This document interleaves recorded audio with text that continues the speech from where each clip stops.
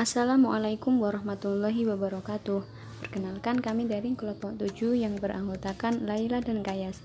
Dalam video ini kami akan mempresentasikan tentang konseling gizi.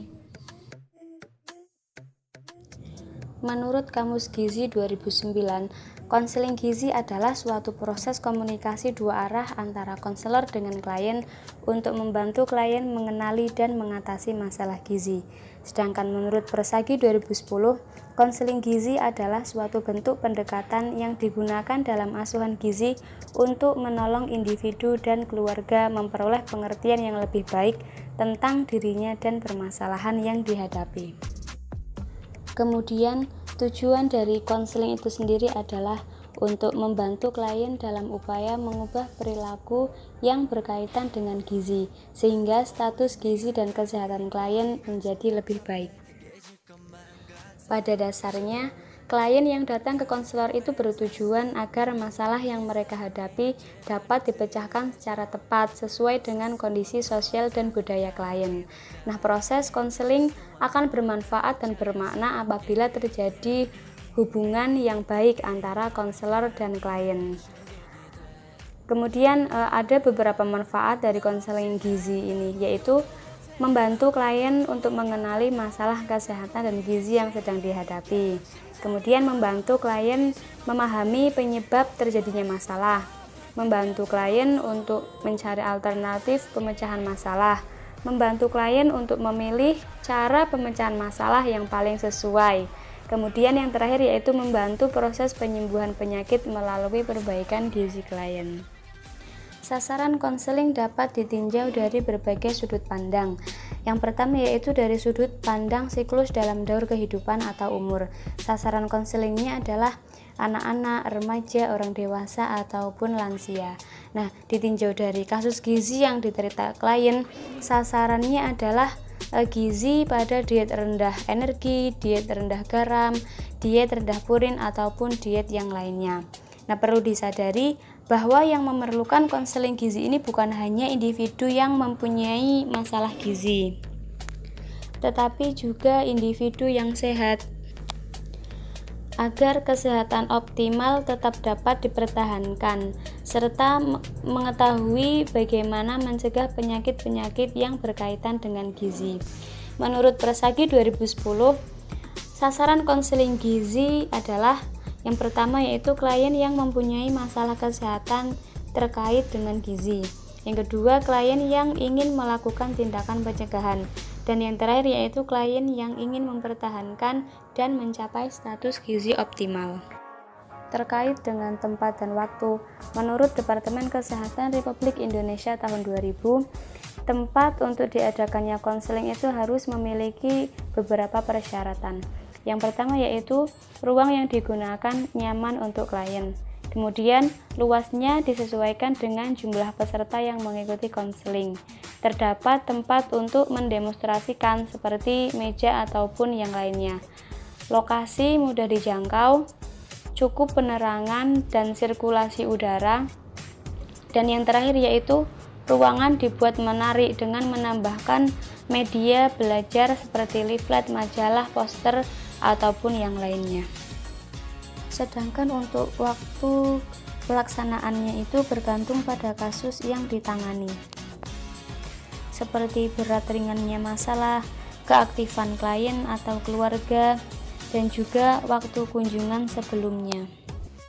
Pada umumnya waktu yang digunakan untuk konseling itu sekitar 30-60 menit dengan pembagian 30 menit pertama untuk menggali informasi dan 30 menit yang terakhir untuk diskusi ataupun pemecahan masalah.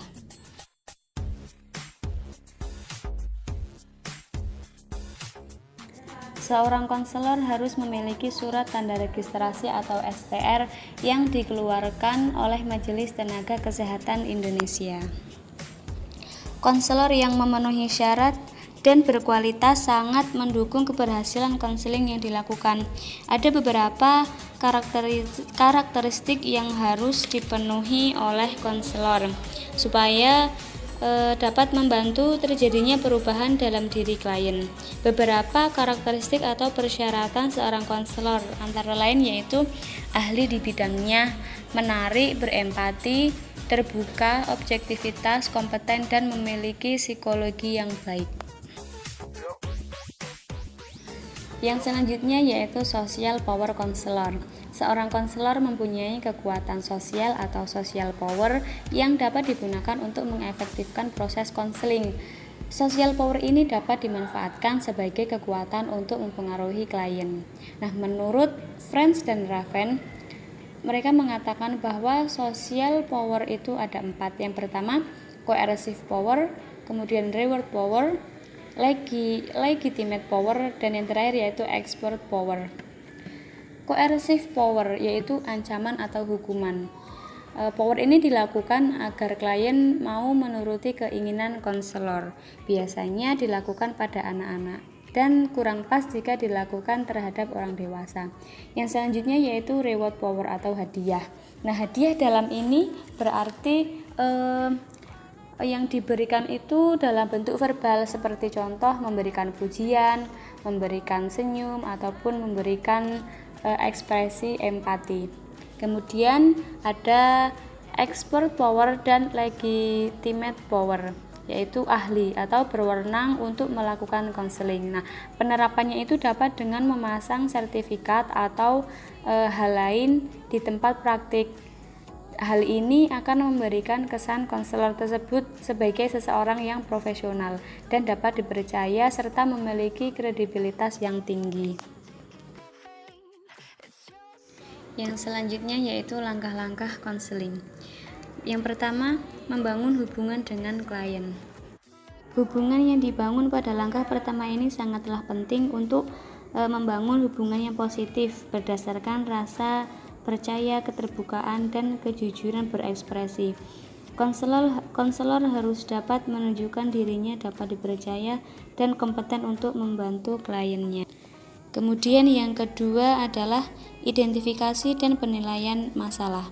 Pada langkah ini, konselor mendiskusikan dengan klien apa yang ingin mereka dapatkan dari proses konseling ini. Yang ketiga yaitu mencari strategi yang dapat memudahkan perubahan klien. Kemudian yang terakhir yaitu evaluasi hasil konseling. Selanjutnya yaitu membangun dasar konseling. Membangun dasar konseling ini dilakukan untuk menciptakan hubungan yang baik pada klien.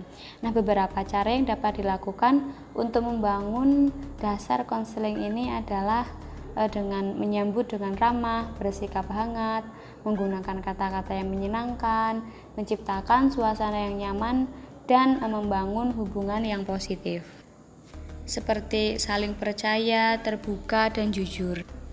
Selain itu, konselor juga harus memperkenalkan diri dan memberi kesempatan klien untuk menceritakan identitasnya serta menceritakan segala permasalahannya. Setelah tercipta hubungan yang baik, konselor harus menjelaskan tujuan konseling yang akan diberikan. Kemudian yang selanjutnya adalah menggali permasalahan. Menggali permasalahan itu dengan cara melakukan pengumpulan data dengan tujuan mengidentifikasi masalah gizi dan faktor-faktor yang menyebabkan masalah tersebut. Jenis datanya itu ada data antropometri, data biokimia, data klinis dan fisik, data riwayat makan, dan yang terakhir riwayat personal. Jadi kalau kita lihat menggali permasalahan ini itu sama dengan yang pernah kita pelajari sebelumnya pada mata kuliah CIP itu asesmennya. Jadi mencari atau mengumpulkan data-data tuh bisa kenal juga asesmen. Nah, selanjutnya tuh memilih solusi dengan menegakkan diagnosis. 3 hal yang perlu diperhatikan yaitu problem, etiologi, signs, and symptoms. Nah, seperti yang sebelumnya juga langkah yang selanjutnya memilih solusi dengan menegakkan diagnosis ini itu bagian diagnosa. Selanjutnya memilih rencana atau intervensi. 3 langkah intervensi itu ada menghitung kebutuhan energi dan zat gizi, menetapkan preskripsi diet, dan ini yang paling penting yaitu melakukan konseling gizi. Seperti yang kita kan lagi mempelajari apa itu konseling gizi. Nah, ternyata konseling gizi itu ada di bagian intervensi. Nah, apa sih yang dilakukan pada saat konseling gizi? Yang dilakukan itu konselor menjelaskan status gizi pasien, data biokimia, data klinis, kebiasaan makan si pasien, asupan energi, dan zat gizi, serta hasil diagnosis gizi yang telah dilakukan. Selain itu, beberapa hal yang perlu didiskusikan antara lain perubahan pola makan. Yang pertama, perubahan pola makan. Jadi konselor itu harus menjelaskan kepada pasien apa aja sih makanan yang boleh dan tidak boleh dimakan sesuai preskripsi diet. Kemudian ada baiknya untuk dijelaskan menggunakan alat peraga agar pasien lebih memahami dan lebih berkomitmen dalam melakukan intervensi yang sudah ditetapkan sama si ahli gizi. Yang kedua, kemungkinan hambatan yang terjadi dan alternatif perubahan pola makan yang dapat dilakukan.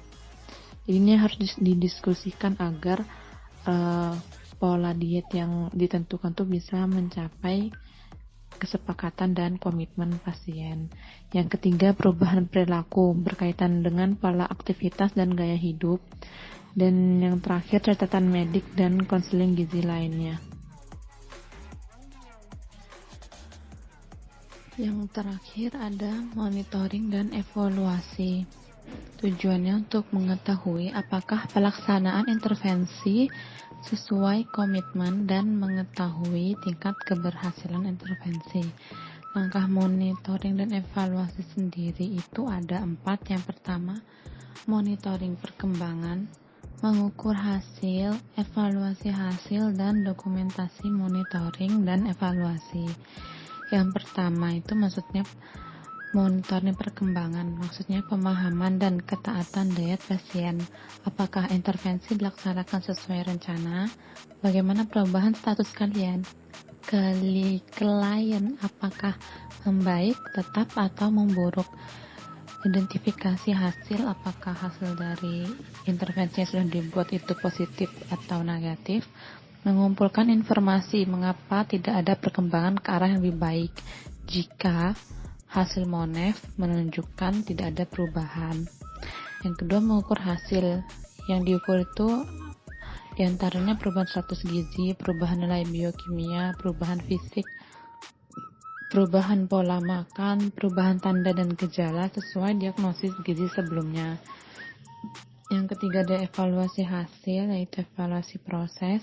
Apakah prosesnya dijalankan dengan proses yang sudah ditentukan itu dijalankan dengan baik oleh pasien, dan evaluasi dampak, apakah hasilnya berhasil atau tidak. Dan yang keempat itu dokumentasi MONEF. Yang didokumentasikan itu diantaranya data antropometri, data biokimia, data klinis, data penyakit, dan perubahan pola makan. Baik, itu tadi yang dapat kami sampaikan. Kurang lebihnya mohon maaf. Wassalamualaikum warahmatullahi wabarakatuh.